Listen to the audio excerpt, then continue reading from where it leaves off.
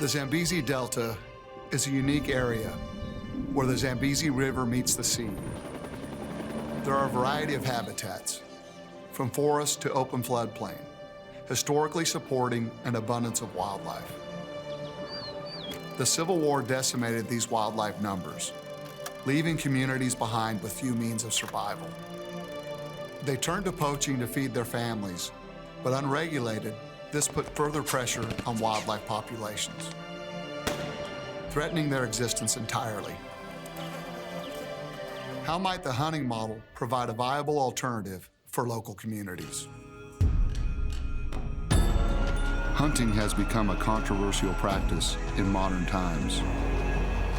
My name is Dan Cabela, and I'm traveling the globe to explore the true impact that hunting is having on our remaining wild landscapes. This practice goes as far back as human history can remember.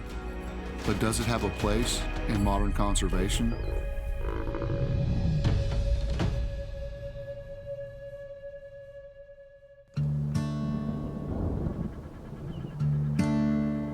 Cabela 11 is a hunting concession in Mozambique, situated in the Zambezi Delta ecosystem.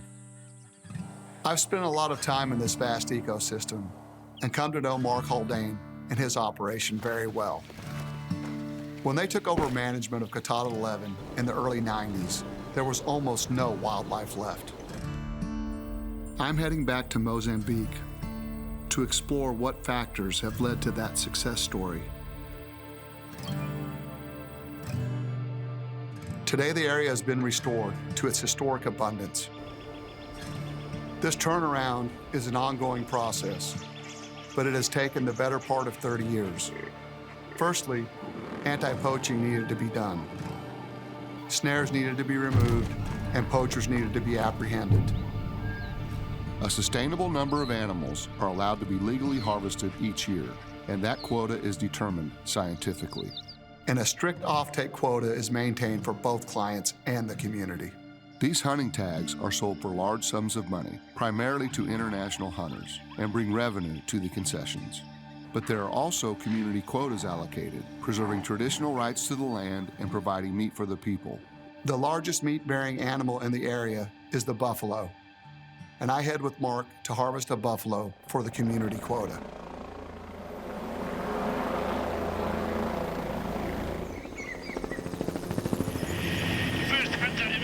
In 94, and I fell in love with the area. At that time, there were about a total of 1,200 buffalo in the whole of the complex, so it was pretty dismal, you know. Today, the Delta's sitting with 25,000 buffalo.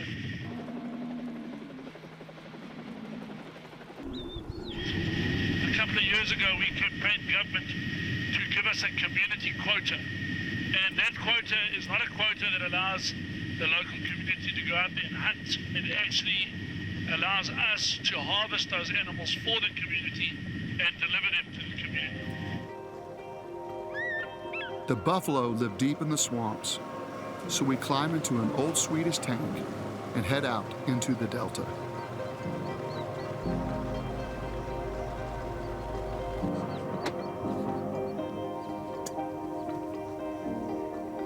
So then today, as you know, we're after the community buffalo. Our community get 3 tags from government every year, and specifically for their own use, the entire animal. So what we're looking for is a non-trophy animal, an old bull. But this is the wettest year we've had since 1994. So we're going to be in this from here to the islands. So we'll have to be strong. The only good thing is Ra, if he's kind, will come and fetch us there. Won't make us walk back again afterwards.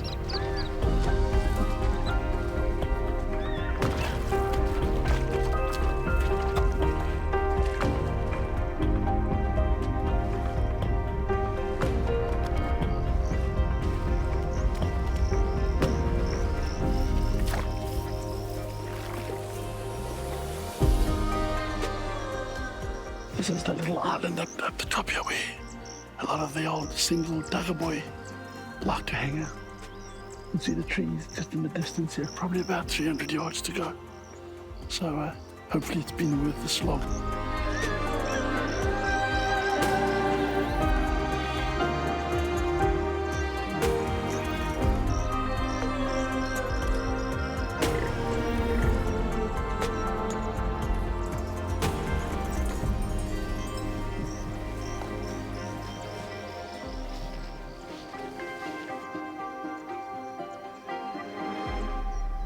keep it as quiet as possible. There's another cane.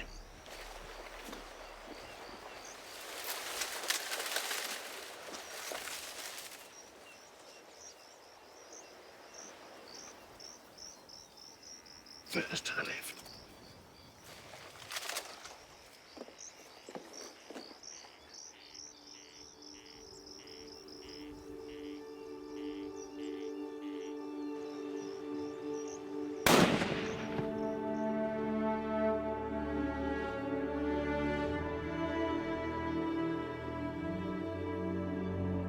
One of the most important aspects of taking the life of an animal to me is the honest sense of community and connection that comes from sharing sustenance with friends, family, and those in need.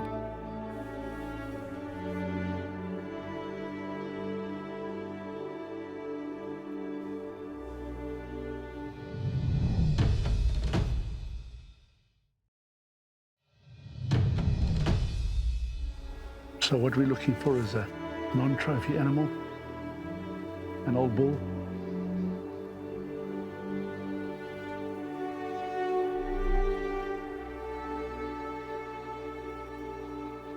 The trackers expertly quarter the bull to transport the fresh carcass for distribution to the community on the same day.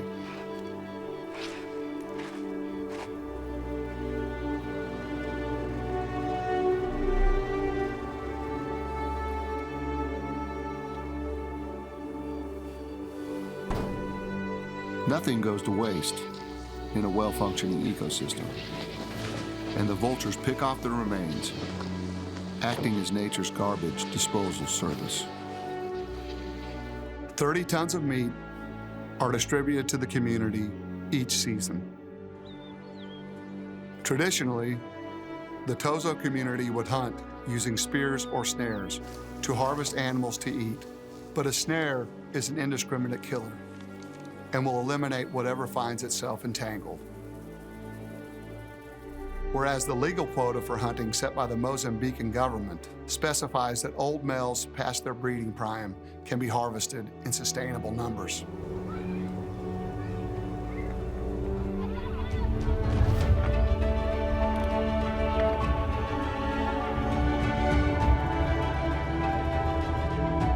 With this community quota, I think the important thing is our local community are actually very happy that we do the hunting for them.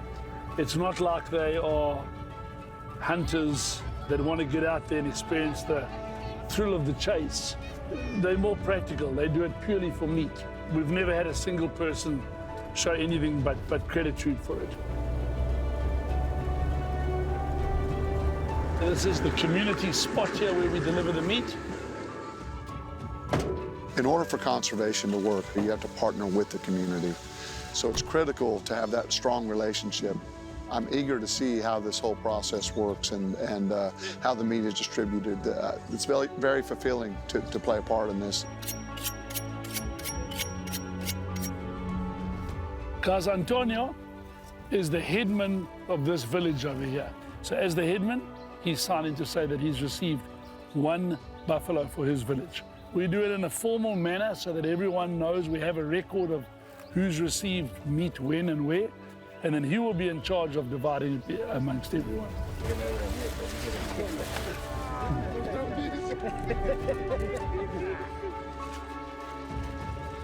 Bushmeat trade and bushmeat is as old as time. Bushmeat was a huge part of the people's diet.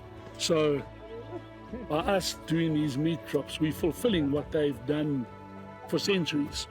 It takes away the need for them to go and poach. It's sustainable. We're taking out a select portion of the population of wildlife. The safari operator will benefit, the wildlife will benefit, and the community will benefit.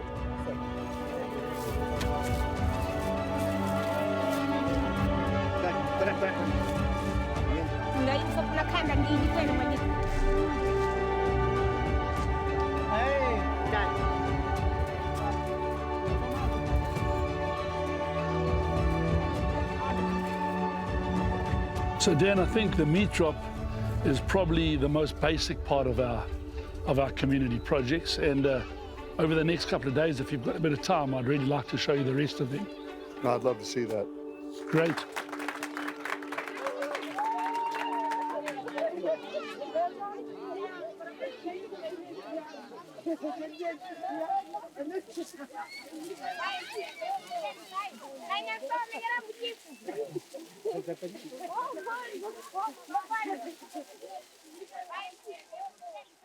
Apart from the meat distributed to the local community, Zambezi Delta Safaris has also taken on a number of community projects to enable the population. Okay, so Dan, this is Zach. Zach is our community liaison officer. He heads up all of our community programs, the farming, the beekeeping, the maize mill, the school, the clinic. He's our liaison between community. Does a darn good job. Let's go and have a look at some of the bees. We've had some of the honey. It's quite good. It is good, isn't it? About as organic as you can find anywhere. So Dan, there you have it. This is what we call an African top bar hive. Your brood is in the center and the honey you harvest is on the outside. And we use a combination of African top bar hives like this and the more modern Langstroth hive with the frames.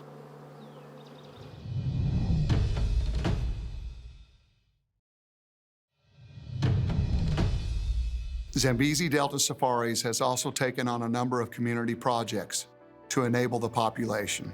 Let's go and have a look at some of the bees. So Dan, there you have it. This is what we call an African top bar hive. Can you tell us how it's beneficial to the community to have this program? We give the community a guaranteed market for their honey. So basically every year when we harvest, we'll send a team around headed up by Zachariah. They'll harvest the honey. Each guy's honey gets weighed that evening and he's paid out for it. Meu nome é Zacarias Cabela Domingo. Eu sou responsável de colmeia. Agora eu tenho 50 colmeias. Nós estou a pensar para falar com o patrão para trazer mais. Acho que pode ser 100 para esse projeto.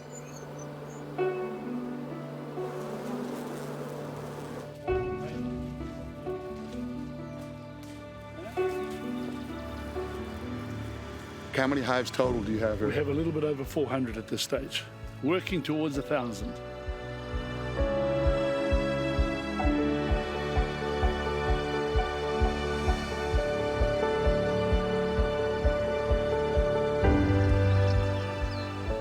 What you see here is the Zambezi Delta Community Farm.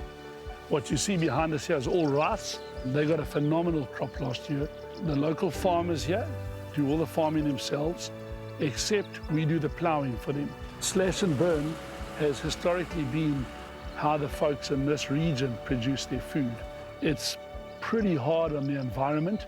They'll take a mature piece of forest, very often with huge big trees way over 100 years old, and in October, when we get our really hot temperatures and the north wind, they'll burn it. And it kills everything. Those big 100-year-old trees are killed from the heat of the fire. So you're taking a forest that might have taken 100 years, 200 years to develop. You're burning it down and you're planting one crop in there only. It's unsustainable. We can't support that. And hence the importance of a farming project like this. So by bringing the tractor in, you're essentially taking the pressure off the forest. That's exactly it.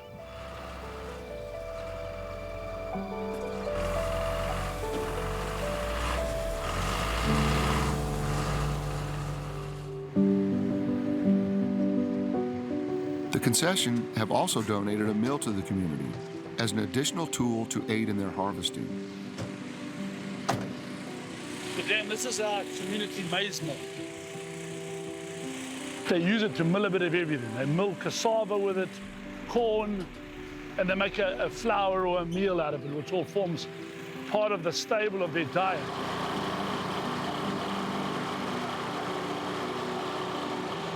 The crops are farmed predominantly by the women in the villages.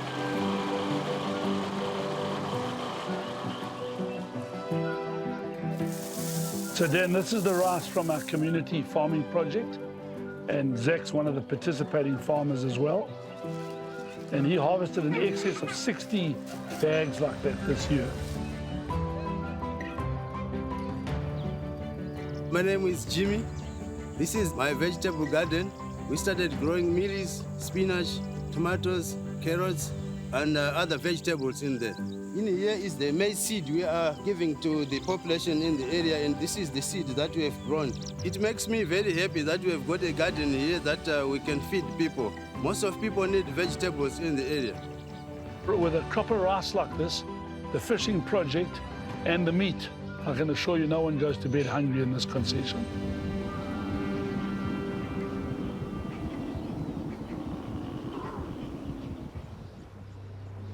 As wildlife populations recovered, poaching also increased in the area, and the need grew for more organized protection. Now we run, a pretty large anti-poaching unit, which is highly successful.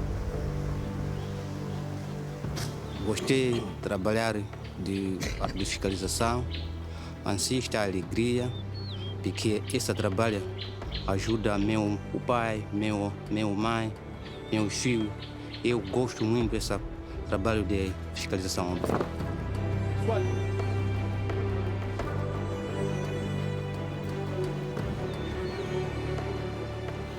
Eu gosto muito de trabalho de fiscalização. Eu tenho 16 anos aqui no trabalho de fiscalização, na área de conservação de cortada oficial de cortada 11. Não queremos que aqui as pessoas fazer exploração e matar carne descontrolada.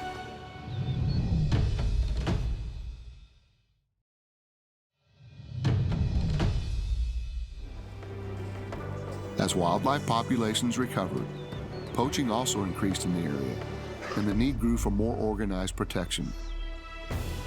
Traditionally, the Tozo community would hunt using spears or snares to harvest animals to eat. We run a pretty large anti-poaching unit, which is highly successful.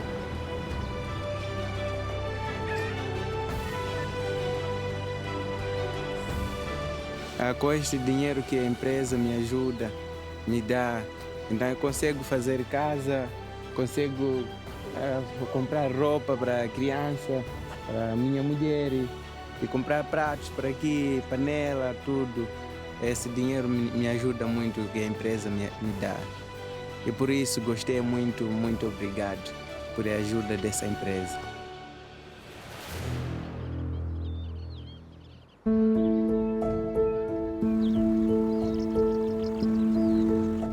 E sou agricultor nesta região de Zambezi. Sim, a relação que existe é boa, porque a cotada faz algum apoio à comunidade.